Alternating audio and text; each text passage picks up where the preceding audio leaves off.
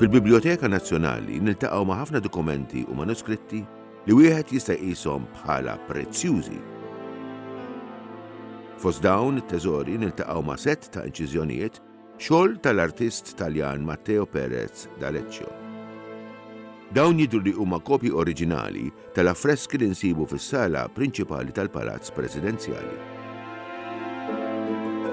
Fl-ewwel xena naraw il-kwantità kbira ta' bastimenti illi intbagħtu għal kontra l-Ordni ta' San Ġwan u kontra Malta. Sirna nafu mill-ispjuni tagħna f'Kostantinopoli illi Suleman rid jattakka Malta. U kien hemm majdut illi din kienet se tkun biss it-tarġa biex jaqbes għal Sqallija u jaqpa' tiela sa Ruma. Ma nafx. Il-flotta ta' Suleman telqet minn Kostantinopoli fit-22 ta' Marzu u baħret lejn il-Greċja fejn qabbet it-truppi u l-provvisti. Fil-parti ta' fuq tal-veduta naraw it-Trinità mqazza u fuq ix-xelluk hemm il-Madonna u Santa Katarina tal-Ixandra. Fil-waqt li fuq in-naħa l-oħra hemm San Ġwan il-Battista u San Pawl. Fl-istess xena naraw ukoll l-ewwel tentattiv ta' nżul fl-inħawi tal-ġnejna u għajntu fiha. It-18 ta' Mejju 1565. It-torok waslu. Jien tajt ordni biex mal-ewwel jisparaw iż-żewġ kanuni bħala sinjal lill-Għawdex u lill-Belt Qadima tal-Imdina biex narfuhom li l-għadu wasal u l-assedju kien se jibda. Aħna bdejna naħsbu sew qabel. Batna lil dawk kollha li ma kinux jifilħu jiġġieldu lejn Sqallija. U l-galeri li ħaduhom hemm ġew lura mobbija bl-ikel u ħażniet għall-gwerra. Iżda l-ħsieb tal-Ottomani inbidel u niżlu l-isfel mal-kosta ta' Malta u daħlu fil-bajja ta' Marsaxlokk. Jekk tarawhom resqin lejn Marsaxlokk, sibu kemm kavallieri u Maltin tifilħu u inżlu Marsaxlokk u ħalluhom jarawkom. Importanti illi tkunu kemm jista' jkun nies biex forsi ma jinżlux. Jekk jiċċaqalqu imxu magħhom u jekk jisbarkaw, irridkom tinfurmawni bla dewmien. F'din ix-xena naraw l-inżul fuq l-art ta' is-soldati, annimali, kanuni u munizzjon, kif ukoll bdew iwaqfu it-tinet għal kapijiet Musulmani. Dan il-kamp tal-Ottomani kien jinsab fil-Marsa biex ikun viċin ta' swar ta' 3 bliet. Kelli nieħu deċiżjoni jibsa. Ħlist il-dawk kollha li kienu fil-ħabs. Kulħadd kienu min kienu. Rid nipprepara biss għall-gwerra. Fl-istampa li jmiss hemm il-preparamenti għall-attakk fuq il-Forti Sant'Irmu. Meta sirna nafu li t-torok kienu se jattakkaw Sant'Irmu l-ewwel. Jien tajt ordni biex in-nisa u t-tfal jinġibu l-birgu. Ħallejt biss il-ħutna l-kavallieri u l-Maltin. Kienu madwar 800. Kienu moqdija sew, imma jien tajthom munizzjon kemm flaħt. Sant'Irmu jien rid niddefendih sal-aħħar, anki jekk immur jien stess u nkun l-aħħar wieħed li niddefendi l-forti. It-torok għamlu żball kbir meta attakkaw Sant'Irmu. Tilfu ħafna nies, oħlew ħafna munizzjon. Il-mulej kien magħna. Jidher ċar il-ħidma u l-manuvrar ta' ħafna soldati.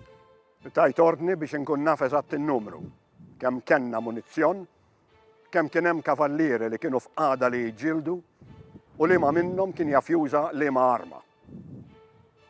Inkwetajt. Konna biss 500. Konna neħtieġu l-għajnuna tal-Maltin. Dawn kienu ħafna aktar minna, imma ma kienux imħarġa. Ridna naraw se nagħmlu. Il-kwantità ta' nies li qegħdin iġorru njam, xkejjer u ħafna affarijiet oħra jindikaw il-ħidma intensiva li kien hemm fl-ewwel jiem tal-assedju. Konna qed imbagħtu. U allura kelli nieħu deċiżjoni jibsa. Ordnajt li n-nisa u t-tfal joħorġu jtuna daqqatit. Iġorru l-armamenti u jfornu l-ġellieda ta' fuq is-swar b'dak kollu li kienu jeħtieġu. It-tfal stess kellhom jippreparaw dawk iċ-ċrieki tan-nar illi aħna konna nitfaw imqabdin fuq l-għadu tagħna. Kulħadd kellu jagħti semu. Bdew ipoġġu l-kanuna l qudiem il-Forti Sant'Irmu, kif ukoll fil-Ponta ta' Tinja, jew aħjar kif inhi magħrufa il-Ponta ta' Dragut. Għax kien l-istess pirata famuż li ordna li tpoġġew dawn il-kanuni hemmhekk. In-nies bdew deħlin il-birgu bl-annimali tagħhom, u dan kien tajjeb. Ma ħafna minnhom ħallew annimali warajhom għax kienu jaħsbu illi jekk it-torok isibuhom, jieħdu li għandhom jieħdu u wkoll xi nies bħala skjavi u jitilqu hemm. Hekk kienu għamlu għawdex xi żmien ilu. Mur ifmu moħħ il-poplu. Ix-xena li jmiss tagħti indikazzjoni tal-attakki ħorox fuq il-Forti Sant'Irmu, it-tarf tal-Revlin mis-soldati tal-Ordni, kif ukoll il-mewt ta' Dragut. Kelli nagħmel minn kollox biex inkompli bid-difiża ta' Sant'Irmu. Iżda waslet in-naħbar tajba. Dragut, dak il-makak tal-biża safa maqtul mill-armi tat-torok stessu din kienet rebħa kbira lina. Iżda n-nies bdew iduru kontrija meta rawni nibat ir-rinforzi lejn Sant'Irmu. U kelli nieħu deċiżjoni jibsa ħafna. Batt in-neputi tiegħi stess, Henri de Vallet, it-tifel ta' ħija ġewwa Sant'Irmu biex nagħlqilhom ħalqhom u nurihom kemm kienet importanti id-difiża ta' dik il-fortizza. Kienet deċiżjoni li swietli dieqa kbira. Din l-aħħar xena tidher fiċ-ċentru tal-istess inċiżjoni, fejn Dragut jidher qiegħed ikun merfuħ u mejjun mis-soldati tiegħu. Jidhru wkoll il-kapijiet li qegħdin jiddiriġu l-attakki. Iżda l-agħar parti mix-xena hija dawk li tsma mingħajr ras ta' insara, kavallieri u Maltin li tpoġġew fuq twavel u tħallew jersqu lejn il-Forti Sant'Angelo ħalli jkunu bħala intimidazzjoni għad-difensuri l-oħra. Tlabt lil Don Filippo ta' Spanja u Don Garcia de Toledo ta' Sqallija biex jibatunna kull għajnuna li jistgħu. Mulej Alla, nitolbok għejna f'dil ġlieda ħarxa li qed nagħmlu sabiex l-isem imqaddes tiegħek jiqpa' fuq fomna anke fis-sekli li ġejjin.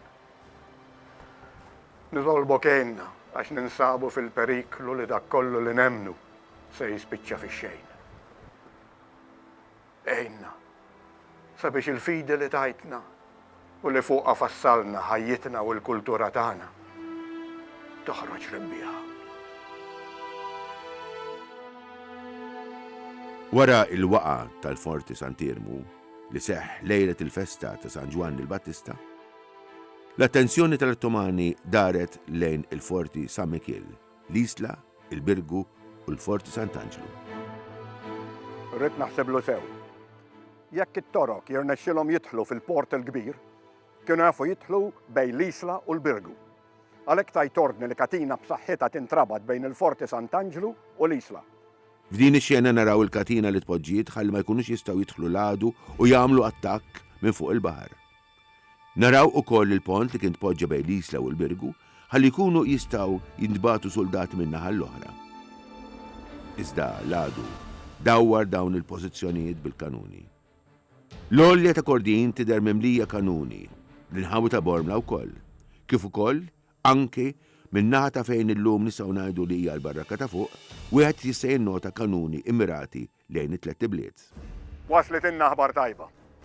Milli jidher Pjali Paxa u Mustafa Paxa ma kienux jaqblu.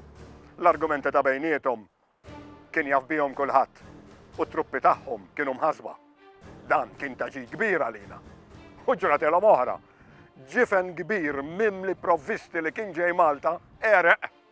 Din kienet rebħa żgħira għalina. Imma l-nies tagħna imlietom bil-kuraġġ. Fost il-ħafna inkwiet, fl-aħħar waslet aħbar tajba. Mill-imdina waslet l-aħbar li kien hemm ftit aktar minn 600 soldat friski u lesti li jiġġieldu li kienu għadhom kien waslu minn Sqallija. Waslet l-għajnuna minn Sqallija. Morru iġru u għenuhom billi żommu l-għadu il-bot minnhom sakemm jaslu għaw. Fitxu l-irkejjen u l-modijiet li t-torok ma jafux bihom u wasluhom għaw qawwijin u sħaħ il-mulej magħna. Bl-għajnuna tal-ispjuni Maltin fosthom Tony Bajjada, dan il-kontingent twassal mill-inħawi tal-Imdina sal-Bajja tar-Rinella minn fejn ittieħdu bid-dajjes imexxija mill-Maltin lejn it-toqba tal-Birgu. Ma kienx tajjeb li wieħed jidħol mill-bibien prinċipali. U għalhekk il-funzjoni ta' din it-toqba kienet eżattament għal din ir-raġuni biex il-movimenti tal-kavallieri ikunu mistura mill-għadu. Kemm sewa u kemm għamilt sew meta tajt ordni illi l-Maltin kollha jistgħu jkunu ta' għajnuna jinġabru taħt il-kmantana huma minn huma. Fuq kollox dawn kienu qed jiġġieldu għal artom. Naf li kien hemm ħafna li kienu diġà fit-taqbida magħna, imma jien rid inkun ċert li jkunu preparati u li ħadd minnhom ma jaħrab jagħmel id-dover tiegħu. Issa beda l-attakk fuq il-posta ta' Kastidja li kien wieħed qawwi u saru ħafna bombardamenti għal jiem sħaħ. Is-swar ta' quddiem kienu intilfu għal momenti wkoll. U anke De Vallet kien mar ħalli jagħti l-għajnuna tiegħu hu stess. Kien hawnhekk li kien ferut f'sidru, iżda fl-istess ħin kien irnexxielhom iżommu sod, ma jħallux lil għadu jerbaħ dawn is-swar. Kelli nieħu prekawzjoni oħra. Għal-bidu kien hemm il-garr. Imma tajt ordni stretta. Lin-nies kollha tal-irħula kellhom jidħlu wara s-swar u jġibu magħhom l-ikel kollu li għandhom, il-bejjem u dak kollu li stajna naħżnu biex qatt ma nsibu ruħna f'qagħda ta' bla ikel. Naturalment kien hemm ħafna li ma ħadux gost, ma din kienet ordni li ma stajtx nevita. Illum kollha qegħdin jagħtuni raġun. Issa naraw li beda attakk minn fuq il-baħar. Ittellaw dajjes mid-daħla tal-Pjetà għall-Marsa u hemmhekk preparaw l-attakk. Iżda l-kavallieri kienu dawru swar tal-isla b'ħitan tal-injam imdaħlin fil-blat u marbutin b'ktajjem uħbula. Kontilen inkwieta nara li l-Maltin kollha deħlin il-Birgu. Allora tajt ordni lill-kmandant biex iqassam il-massa bejn il-bliet kollha. B'hekk il-Maltin kienu jistgħu jgħinu f'kull belt li kienu fiha. Il-Maltin urew l-qlubija tagħhom anke minħabba li kienu qawwiema tajba. Kien hemm il-kanuni taħt il-ponta tal-Forti Sant'Angelo li rnexxiela terreq diversi dajjes mimlijin soldati. Il-katina li kienet tagħlaq id-daħla ta' bejn l-isla u l-Birgu għenet biex żammet id-dajjes tal-għadu milli jidħlu lejn it-tliet bliet. Jien kont naf li t-torok kienu qed iħossu li l-affarijiet ma kienu sejrin tajjeb. Kont nitla' fuq it-torri tal-Birgu minn hemm kont nara kollox. Ma biex inkompli nħeġġeġ in-nistana, jien stess intfajt fil-qalba tat-taqbida.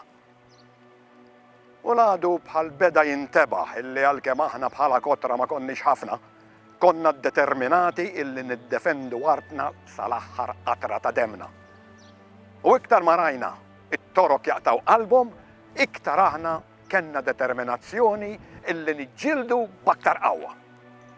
F'din ix-xena jidher ċar il-Gramastru De Vallet bil-wieqfa qed jidderieġi d-difensuri. F'dan il-punt, il-kavallieri u l-Maltin kważi ikunu tilfu l-assedju. Iżda ġara li l-kavallerija stazzjonata fl-Imdina attakkat il-kamp ta' torok fil-Marsa.